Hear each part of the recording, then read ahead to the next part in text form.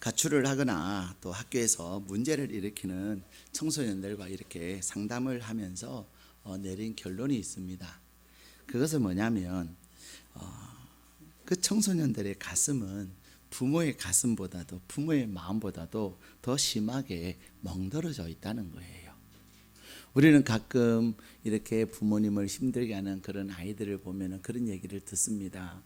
너가 이 아빠의 이 엄마의 가슴에 멍들게 하냐고, 어찌 너가 그러냐고 그럴 때가 있어요. 근데 사실 부모의 마음에 멍들기 전에 아이들의 마음에 멍이 들어져 있다는 사실이지요. 그래서 그들은 문제를 일으키기 전에 먼저 멍든 가슴을 가지고 있었고, 그리고 그것을 견디다 못해 이제는 문제로 이렇게 발산이 된 거죠. 그리고는 또 문제를 일으키는 과정 속에서 더 그들의 마음의 멍은, 그들의 마음의 상처는 심해져 가고 있다는 것입니다. 그런데 어른들은 또 부모들은 겉으로 그 아이들의 드러난 행동을 보면서 윽박지르고 왜 이 가슴에 못을 박냐고 그럴 때 할 때가 많이 있어요. 근데 무엇이 아이들의 마음에 그렇게 멍들게 했을까요? 아이들의 이야기를 정리를 해보면 그렇습니다. 첫 번째는요, 아이들이 무시당하는 순간 가슴에 멍이 드는 거예요. 부모들의 마음은, 어른들의 마음은 우리는 인생을 많이 살았고 우리는 많이 알기 때문에 너가 뭘 아냐고 얘기할 때가 있습니다. 그러면서 아이들을 때로는 언어를 가지고, 때로는 비언어를 가지고, 때로는 의도적으로, 때로는 무의식적으로 아이들의 마음을 무시함으로 말미암아 아이들의 마음에 멍들게 할 때가 있다는 것입니다. 또한 아이들의 마음에 멍든 이유는 비교당하는 거예요. 비교를 하면은 비교하는 것으로 끝나지 않고 그 다음에 반드시 뭐가 따르지요? 판단을 하고, 그리고 그 판단을 근거로 해서 비난을 합니다. 비교하는 사람치고 비교해서 와 좋아요, 비교해서 야 멋있어요 이렇게 칭찬하고 격려하고 부러워한 경험 별로 없어요. 비교하면 반드시 그 다음에 판단하고 비난하고 또 스스로 자학하기도 하지요. 세 번째, 청소년들의 마음을 멍들게 하는 것은 불신을 당할 때라는 거예요. 물론 자녀들이나 또 청소년들이 부모를 속이고 어른을 속일 때가 있어요.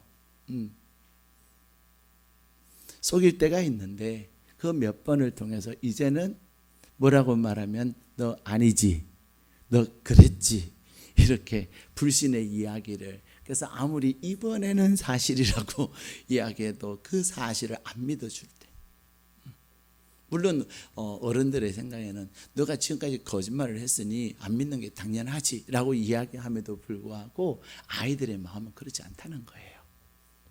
그래서 가끔 저는 그런 이야기를 합니다. 끝까지 믿어주라고. 끝까지.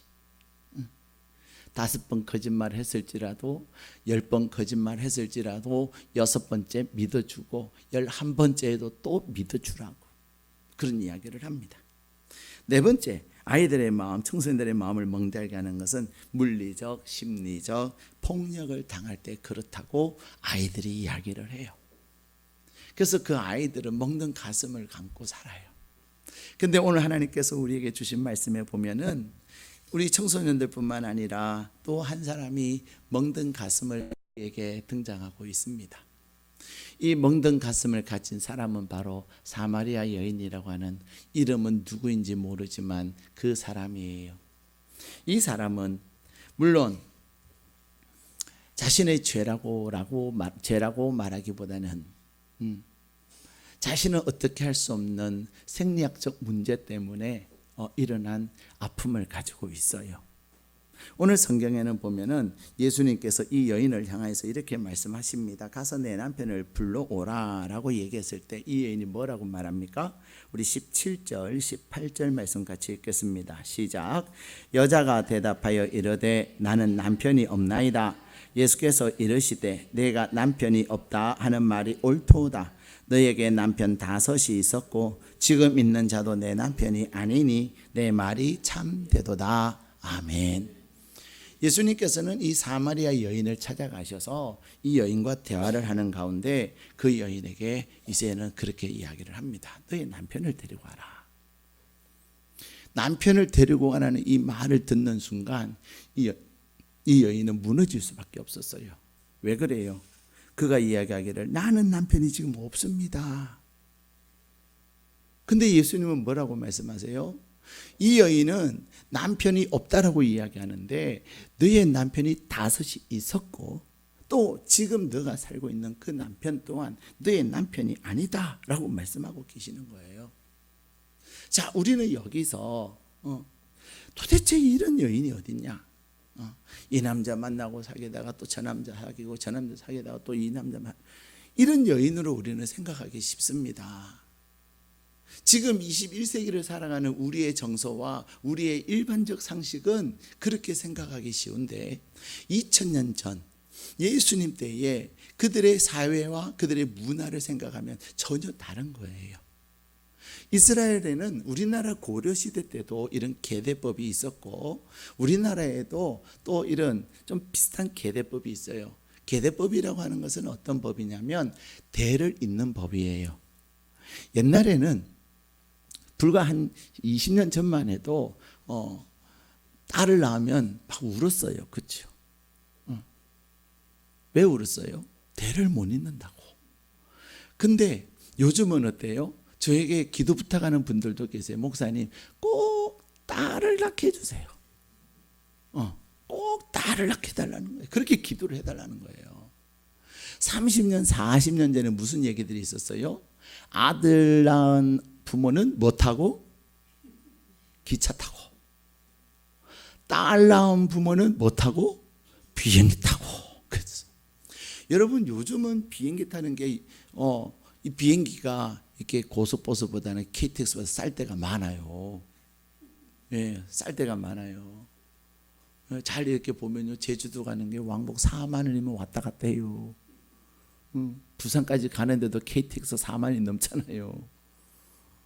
그렇지만 30년, 40년 전에는 정말로 비행기 타기 어려웠어요. 그때에 아들 낳으면 뭐 타고 기차 타고 딸 낳으면 뭐 타고 비행기 탄다 그랬어요. 물론 제가 곰곰이 생각을 해보면 그 이야기는 딸을 낳아가지고 마치 죄인처럼 살고 슬퍼하고 왜 나는 그런 마음을 가진 분들에게 위로하기 위해서 하시는 말씀이다 라고 저는 생각이 들어요. 그런데요, 말에는 씨가 되고요, 말에는 어마어마한 능력이 돼요. 지금은요 이렇게 보면은 딸을 둔 부모님들이요 비행기 타고 유럽도 가고요 그래요. 물론 아들들이 못한다는 건 아니에요. 아들들도 잘해요. 근데 보편적으로 보면은 딸들이 아들들보다 훨씬 부모한테 더 잘하는 것 같아요. 그래서 요즘은 이제 그걸 아니까 그저 아들보다는 딸 하는 것 같아요. 자, 그런데 어쨌든 우리나라 고려 시대 때도 이 계대법이 있었고요. 근데 2000년 전 예수님 때뿐만 아니라 유대 사회의 관습 중에 하나가 뭐냐면 대를 잇는 것이었습니다. 야곱의 12아들 중에 유다라고 하는 그러한 아들이 있어요. 네 번째 아들인데 이 유다에게도 아들이 셋 있었거든요. 근데 이 유다의 아들들 가운데 첫 번째 아들이 결혼을 했는데 다말이라고 하는 며느리가 결혼했는데 자녀를 낳지 못하고 죽었어요. 그랬더니 어떻게 했죠? 둘째 아들이 형수를 통해서 형수에게 아이를 낳아주는 거예요. 근데 이 둘째 아들이 안 되지. 우리 아이인데 내가 우리 형수한테 애를 낳아주면 형님 아이가 되잖아. 그리고 얘가 우리 아버지 재산 절반을 가져가잖아. 그건 아니지. 그래서 형수라 하여금 아이를 낳도록 못 낳게 해요. 그래서 하나님의 벌을 받아 죽어요. 첫째 아들 죽고 둘째 아들은 그런 나쁜 마음을 가져서 죽고 나서는 이제 마지막 아들 하나 남으니까 이 유다가 어떤 생각을 하냐면 며느라, 내 막내 시동생은 너무 어려서 이렇게 자녀를 낳을 수 없으니 크면은 내가 너를 부르마. 그때까지는 너의 친정에 가 있거라. 그래서 이 다말은 친정으로 갑니다. 근데 친정으로 갔는데 그저 이 다말은 무슨 생각이에요? 어떻게든 자녀를 낳을 생각을 하는 거예요. 그래서 이 유다의 집안에 내가 시집 온 이상 이 집안의 대를 사명에 대한 자기 충실한 마음을 가지고 있는 거예요. 근데 분명히 시동생이 이제는 장성했는데도 부르지 않아요. 그때서야 이 다말은 우리 시아버지가 나를 통해서 아이를 낳기를 싫어하는구나. 그러나 나는 하나님께 받은 사명을 다해야지. 그리고는 이 다말이요 어떻게 하냐면 창녀 행세를 하고 자기 시아버지가 잔치하는 날 양의 털을 깎고는 잔치에서 기분이 좋은 그 날을 택하여서 그의 시아버지가 지나가는 그 앞에 다 앉아 있는 거예요. 그리고 시아버지를 유혹해서 결국은 자녀를 낳아요. 여러분 요새 그런 일이 있으면 여러분 어떻게 할 것 같아요? 세상에 이런 일이 이렇게 해서 텔레비 나올 거예요. 근데 이는 거시기한 일이라 텔레비도 안 나와. 그러나 입에서 입에 소문을 타고서는 그럴 수가 있냐, 어떻게 며느리가 시아버지하고 이래요. 근데 이 다말의 행위에 대해서 성경은 예수님의 족보에 그 여인의 이름을 올려놓고 있는 거예요. 무엇의 차이입니까? 문화의 차이예요.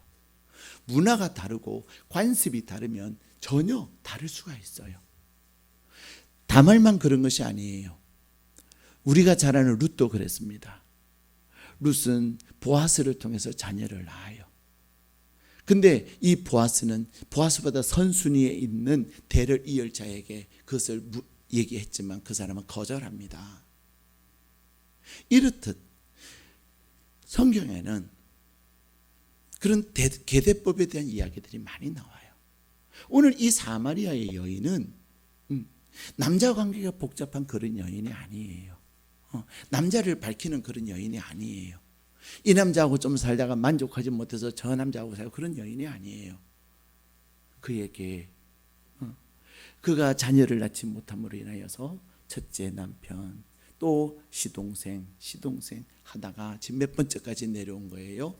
5번째 시동생과 지금 자녀를 낳으려고 하는 이 상황을 우리에게 얘기하고 있는 겁니다. 유대 사회는 명예를 굉장히 중요하게 여깁니다. 그래서 이러한 만약에 이 여인이 그렇게 음란한 여인이고 남자 관계가 복잡한 여인이면 마을에서 공동체에서 같이 살게 하지를 않습니다. 추방을 시킵니다.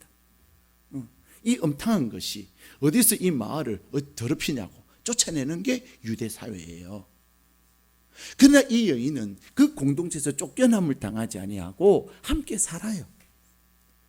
그러나 그럼에도 불구하고 이 여인의 마음에는 어떤 아픔이 있어요? 왜 하나님은 나에게 자녀를 허락하지 않으셔서? 첫 번째는 안 됐지만 첫 번째 시동생, 이제 두 번째 시동생쯤 됐을 때 그래도 하나님이 주셔야 되나 안 주시니까 이제는 자기 자신에 대한 무능함, 자기 자신의 자존감이 무너지는 거예요. 내가 해야 될 것을 하지 못할 때의 그 절망이 얼마나 큰지 몰라요. 문제는 그것이 이 여인의 마음을 전쟁터가 되게 했다는 것입니다. 우리는 세상에서 많은 전쟁을 하고 sap니다. 오늘날 수많은 사람들이 가장 많이 하는 말 중에 전쟁 중에 하나가 쩐의 전쟁이라고 얘기합니다. 사업도 쩐이 있어야 되고 공부도 쩐이 있어야 되고 출세도 쩐이 있어야 되고, 쩐이 뭔지 아시죠? money. 출세도 돈이 있어야 되고, 건강도 돈이 있어야 되고, 공부도 자녀들 공부도 돈이 있어야 되고, 돈을 얘기합니다. 근데 여러분, 돈이 무언가를 할 수 있을 것 같으나 아무런 고액가이를 시킨들 애가 공부 안 하면 돈이 오히려 아이를 망칩니다. 아무리 능력이 있어도 그 능력을 뒷받침해 줄게 돈이라고 하지만은 돈이 사람을 만드는 것이 절대로 아닙니다. 그럼에도 불구하고 오늘날 수많은 사람들은 쩐의 전쟁을 하고 있는 거예요. 그것뿐만이 아닙니다. 돈의 전쟁뿐만 아니라 입시 전쟁이라고도 사람들은 이야기합니다. 이번에도 대통령께서 말씀하셔가지고 또 입시 제도가 바뀌면서 지금 중학생을 자녀로 둔 부모들은 얼마나 혼란스러운지 몰라요.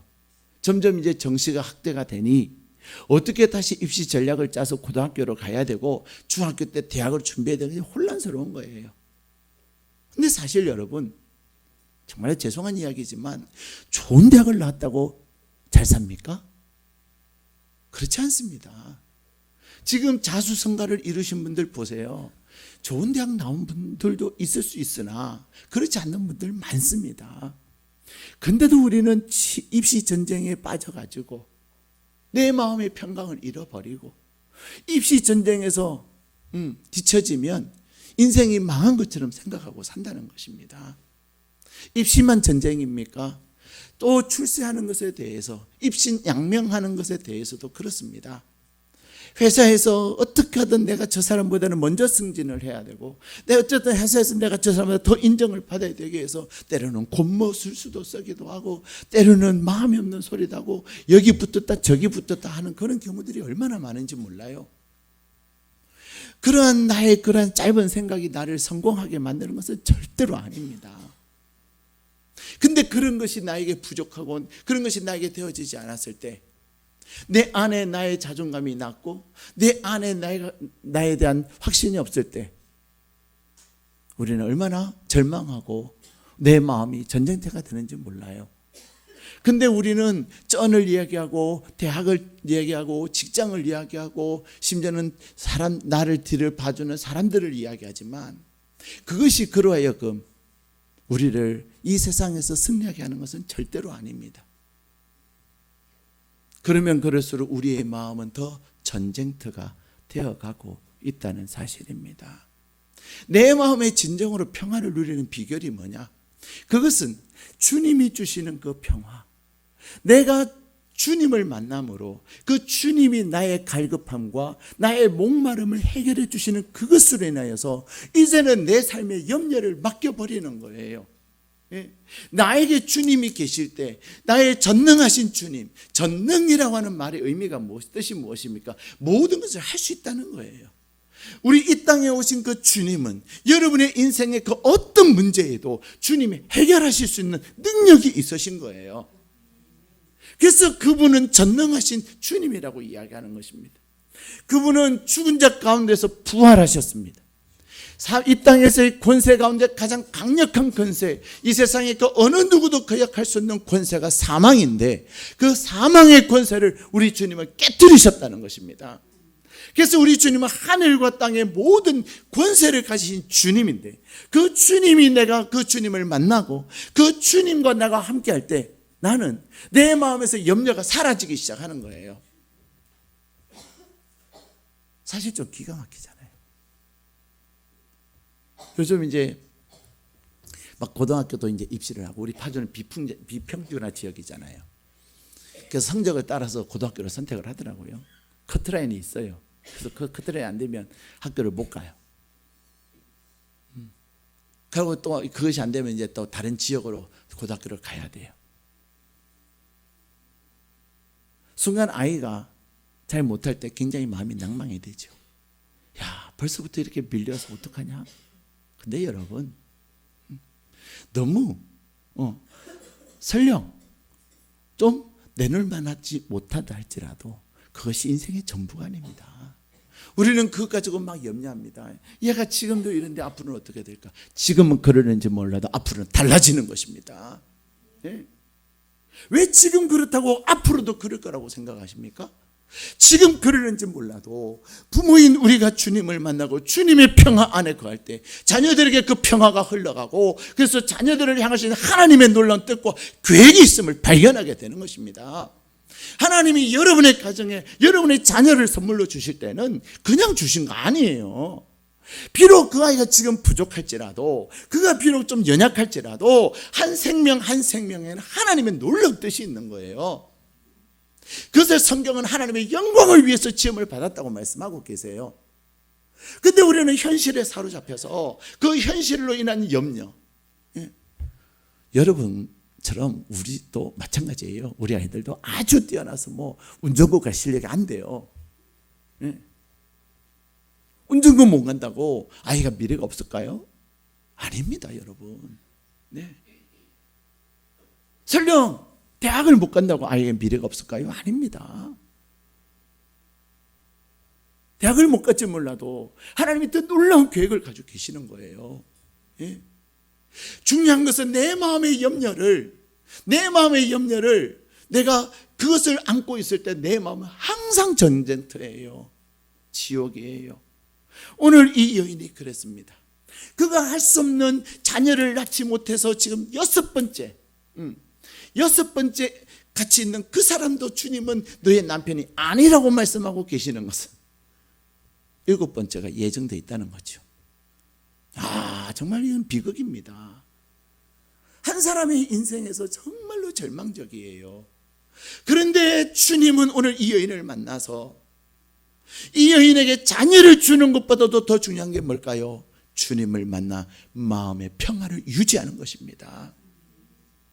내 인생의 목마름을 내가 주님을 통해서 영원히 마르지 않는 생수이신 예수님을 만남으로 말미암아 나의 삶에서 일어나고 있는 문제들을 해결하게 되는 거예요. 근데 오늘 우리 주님은 이 가슴에 멍들어, 그래서 사람들이 어쩌자고 하면서 그냥 입방아를 찍는 그 말 때문에 사람들을 만나지를 못하는 거예요.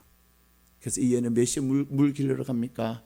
낮 12시. 오늘 성경은 6시라고 했습니다. 6시라고 했는데 이 성경의 시간 플러스 6을 하면은 시차가 딱 맞아요. 낮 12시에 물 길러러 갑니다. 여러분들 이스라엘을 가보시면 아시지만 이스라엘은 건조기후에 속하는 지역이에요. 낮에는 어마어마하게 뜨겁습니다. 예. 저녁에는 싸늘해요. 그래서 이 낮 12시부터 오후 한 3시까지는 사람들이 움직이지를 않아요. 근데 이 여인은 사람들의 그 시선이 따갑고 사람들이 자기를 무시하고 사람들이 자기의 손가락질하고, 어찌 이 여인의 잘못입니까? 이 여인의 잘못이 아니에요. 하나님이 생명은 하나님께 있다고 하는데 하나님이 안 주신 걸 어떡하라고요? 하나님의 놀라운 계획이 있어서 안 주신 건데요. 그런데 이 여인은 자신의 한계로 인하여서 두려움이 있고 염려가 있는 거예요. 그래서 이 여인은 낮 12시에 물 길러러 갑니다. 근데 마음의 전쟁터인 이 여인을 주님이 만나러 오신 거예요. 여러분, 오늘 이 사마리아 여인을 만난 주님은 저와 여러분을 만나기 위해서 이곳에 임하셨습니다. 오늘 사마리아 여인을 만나신 그 주님은 저와 여러분의 마음의 전쟁터와 같은 여러분의 마음에 주님의 평화를 주시기 위해서 우리 가운데 오신 줄로 믿습니다. 우리 주님은 오늘 이 여인을 찾아오셔서 그렇게 말씀하셨어요. 공감해 주셨어요. 우리 주님의 공감은 무엇입니까? 오늘 본문에 보면은 주님은 굳이 가지 않아도 될 사마리아 지역을 굳이 가셨어요. 유대인들은 사마리아 사람들이 사는 지역을 안 갑니다. 왜냐하면 사마리아인을 개 취급했습니다. 개 취급을 했거든요. 그래서 유대인이 사마리아에 너는 개야 이러면요, 사마리아인들 어디서 욕을 해? 하고서는 절대로 싸울 수가 없는 거예요. 맞아요, 나는 거식이에요. 그러는 거예요. 그래서 유대인들은 사마리아 사는 사람들이 그 지역에 가지 않아요. 돌아서 갈지언정 그 더러운 것, 그 추한 곳 안 간다는 거죠. 그런데 오늘 이 유대인 남자 예수님은 이 여인이 있는 사마리아 지역에 가신 거예요. 그리고 언제? 남들도 다 힘들어서 움직이기 싫어하는 그 시간대에 낮 12시에 그곳에 가셨어요. 더 나아가서 주님은 이 여인에게 부탁을 합니다. 내가 목마르다고.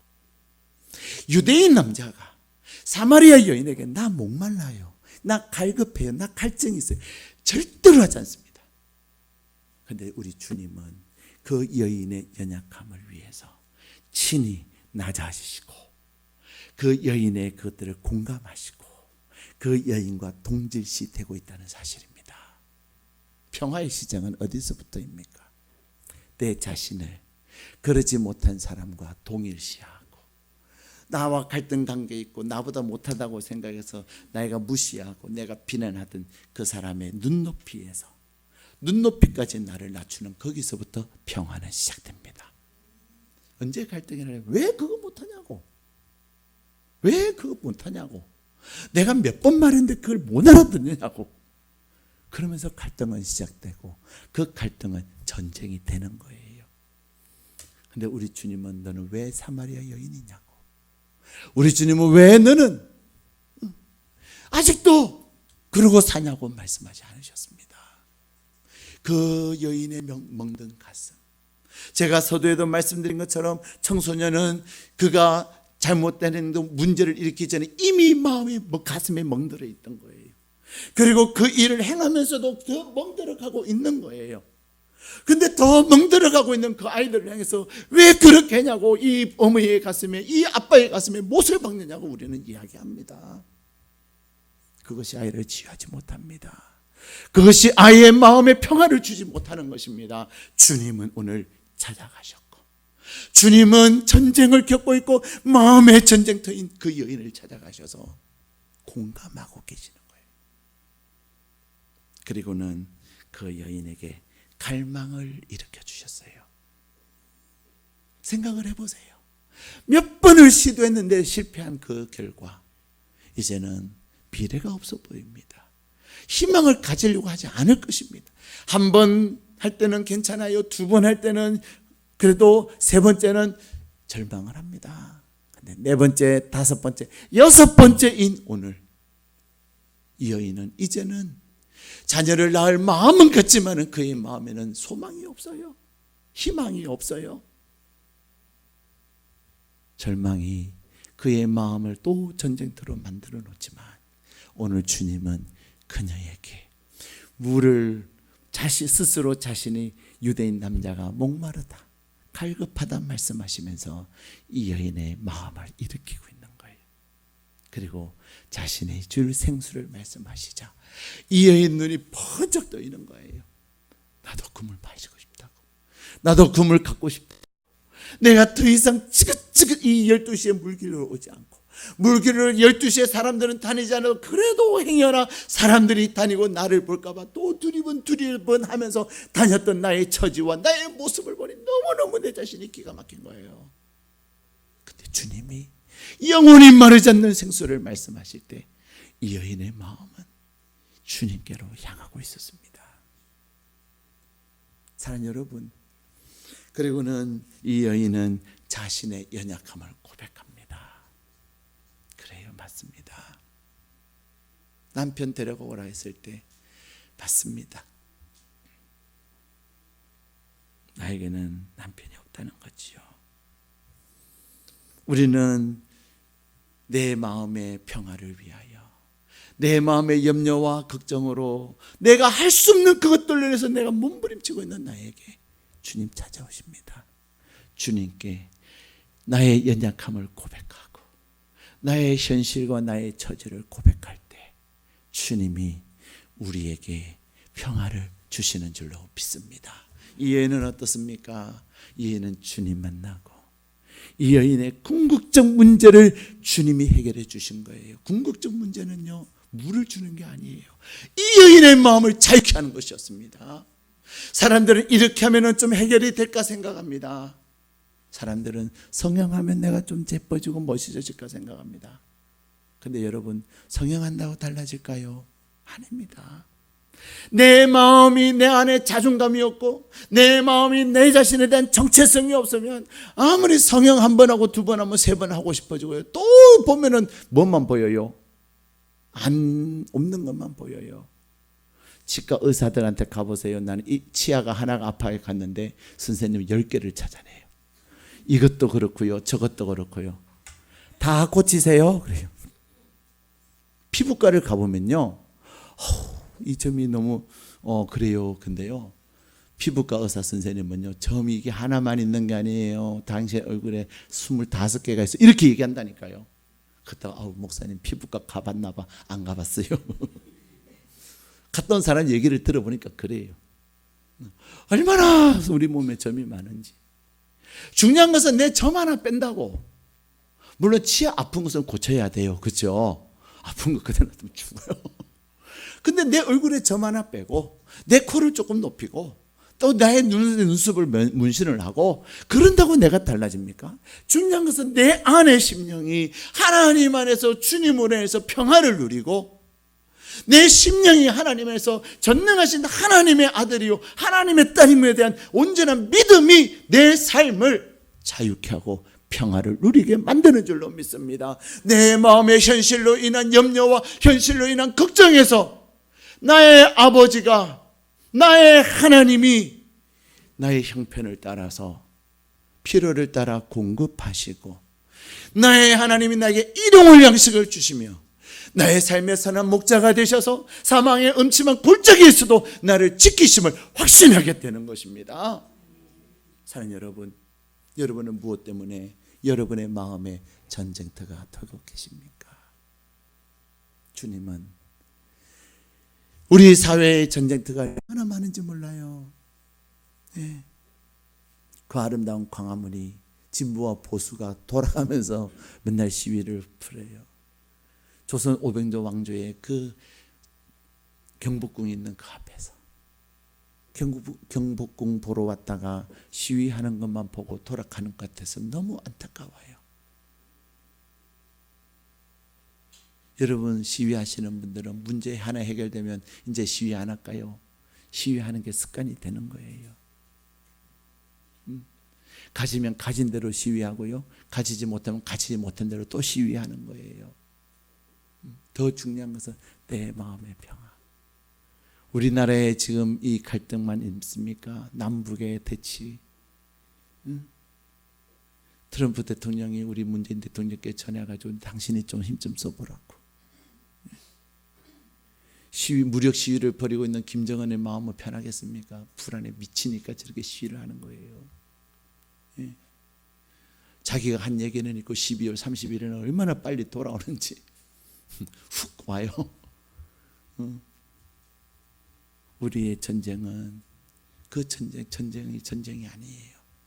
내 마음의 평화, 내 마음에 하나님이 주시는 그 평화가 임할 때, 그래서 나의 모든 염려를 주님께 맡길 때 진정한 평화가 찾아오고 그 평화가 다른 사람을 평화의 삶을 살게 하는 줄로 믿습니다.